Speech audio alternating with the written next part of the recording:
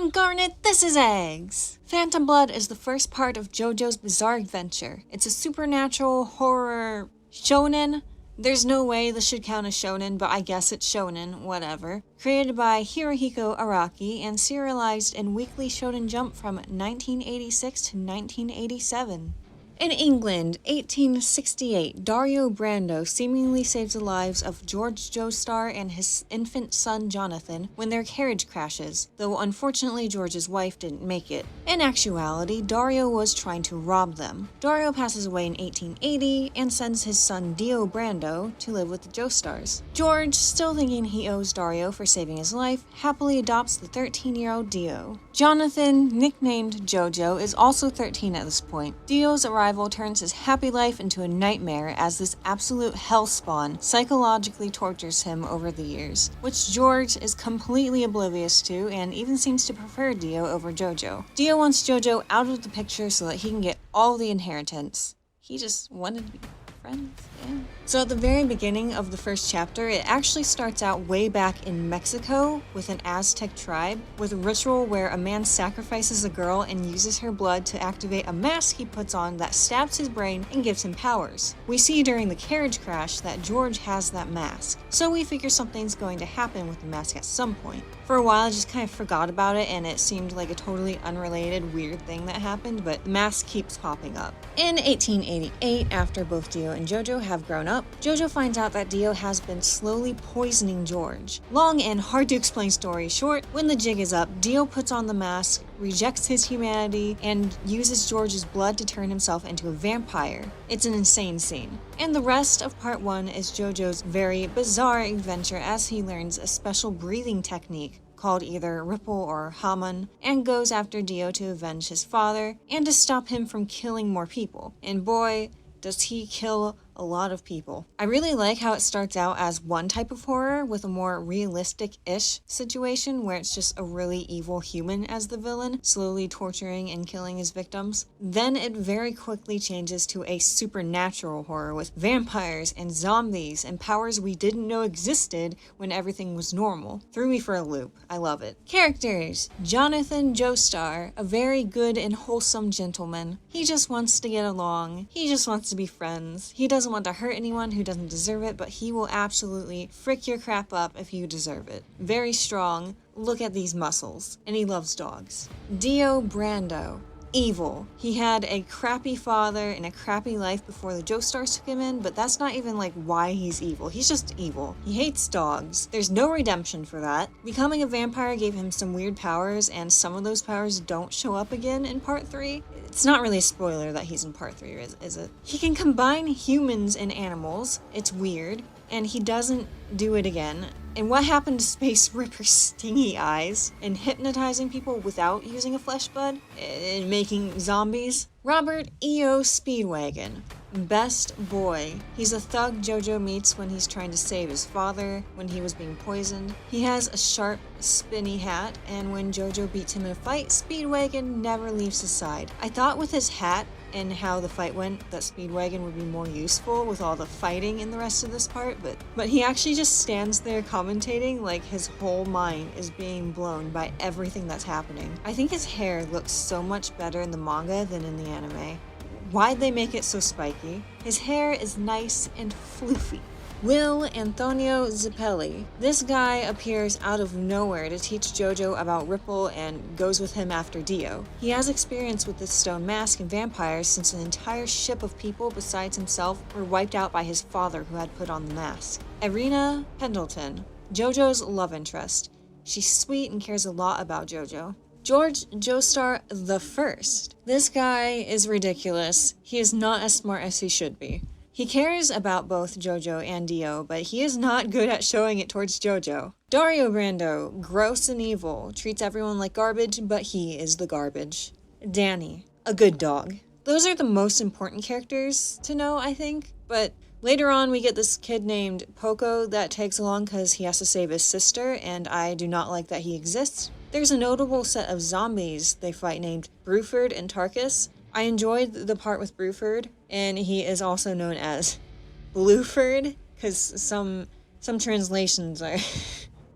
and a set of allies named Honpetty, Dyer, and Strezo, or Straits, depending on the translation. I just wanted you to hear their names. I'm sure you've caught on by now that pretty much every character is named after a band or musician. This scheme continues through the whole series. It's so fun. Oh, there's also, there's this weird little guy, like Wang Chan or however, I don't know how to say his name. I think my brain tries to erase him, but he was important. He's a zombie that's like Dio's right-hand man. Actually, a lot can be blamed on him. This guy sucks. Art. When I read this for the first time, it was the black and white version, and it could be difficult to tell what I was looking at sometimes. Too much going on sometimes. I remember how hard I stared at this one panel where Dio has all these freaking cursed chimera monstrosities around him. It's way easier to tell in the colored version. I definitely prefer to read all of JoJo's in color. Araki's way of drawing his characters changes a lot over time. In part 1, they're at their biggest, buffest, most overly muscular forms. I'm usually not a muscle fan, but for this, I wouldn't have it any other way. For part 1, I wouldn't, at least. I think each individual part needs to look the way they already do. This was a necessary part of the evolution. The way he draws the gory parts is so good. Absolutely perfect. I have to look away sometimes. It's gross, and it should be. I haven't watched the anime yet. I mean, besides the old OVAs, I've seen those, but I have seen some clips, and the manga is a lot better if you actually want to see how badly these guys are getting fricked up. Like, it's more detailed. It's not just like kind of a bit of like blood spraying, splattering. And comparing them now, some things look freakier colored, but others look freakier in black and white. So either way, you'll get some good stuff.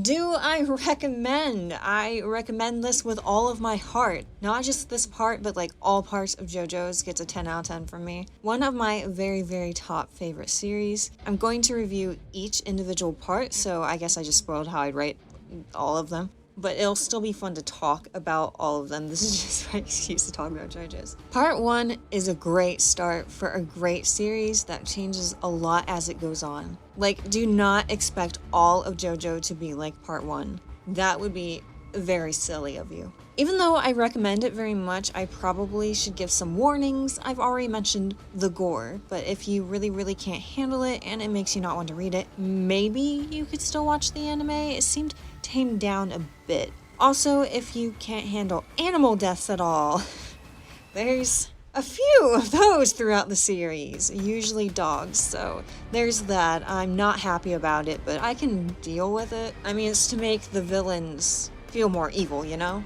Since we've reached the end of the video, I'd like to give people who don't want any big spoilers a chance to leave, because there's something I just really don't want to hold back from talking about. So don't forget to hit the like and subscribe on your way out if you haven't already. My Twitter and Patreon are linked in the description. Bye-bye for now to you guys. The rest of this is just me just randomly spoiling things because I just like talking about it. Okay, I want to talk about parts that were either really weird or really horrifying to me. The most obvious being Danny's death. I took forever to get through that part because I didn't want to look at it, and I think it made it worse that it wasn't the colored version because my imagination was able to make it look so much worse to me, filling things in itself. I kept setting it face down, just kind of sat there working up my will to continue on. It really did a good job at making me completely hate Dio, no matter how memeable he was or how cool he looks as a vampire. By not just killing a dog, but by like doing it with fire. That's the worst thing any villain could do. Please don't try to prove me wrong. I don't want to know if it exists, if something's worse. I honestly didn't have a single clue what JoJo was about, and nothing was ever like spoiled for me, or at least not in a way where I actually understood what the spoiler was, so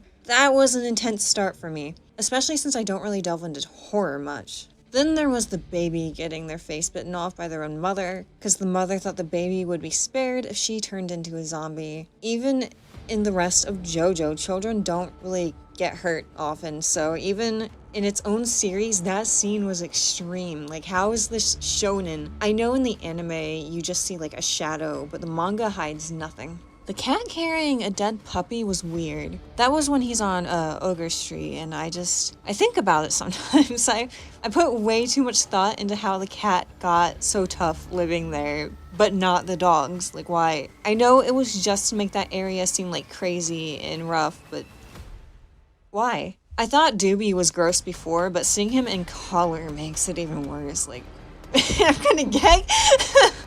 Makes me a little sick. The snakes are fine. I like snakes, but the worms,